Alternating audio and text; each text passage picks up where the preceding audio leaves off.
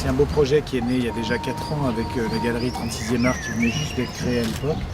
De faire de cette ville un des cœurs battants du street art, en tout cas dans le Grand Est, d'identifier beaucoup de façades et de saisir l'occasion à la fois d'éveiller l'œil des habitants et de ceux qui fréquentent la ville à une forme d'art à laquelle ils sont peut-être moins coutumiers, mais aussi de les amener à regarder différemment ce qui les entoure. Et je pense que c'est un petit peu le propos ici.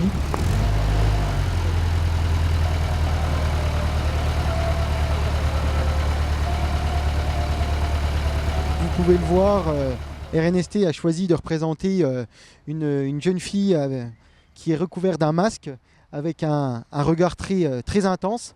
En fait, elle prend la défense d'un ours qui symbolise un projet qui a été mené aux États-Unis, un projet de pipeline qui traverse une tribu réserve indienne.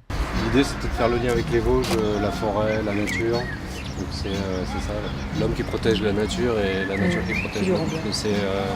Si on dissocie les deux, ça ne pourra jamais fonctionner. Et quant à l'artiste Coma qui a fait les lettrages dans la partie haute, il a utilisé son alphabet. Alors il a écrit son nom avec celui d'RNST. J'ai voulu qu'on puisse plus forcément lire les lettres de manière à ce que ça devienne quelque chose comme une sorte de banquise en décrépitude, quoi, qui rejoigne un peu les problématiques environnementales. Alors le coût total de cette fresque est d'environ 6 000 €. Donc 2 000 € ont été pris en charge par le Toit Vosgien qui ont financé les cachets des artistes. La ville à hauteur de 3 000 € pour financer la nacelle et les différentes peintures.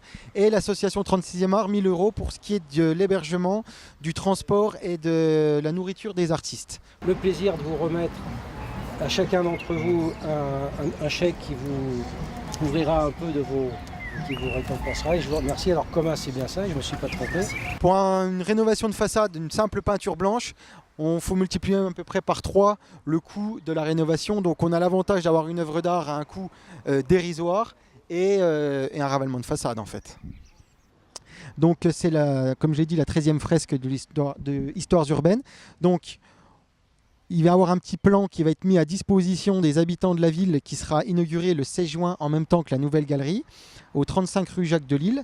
Donc un plan qui a été édité avec le soutien de l'Office du tourisme intercommunal.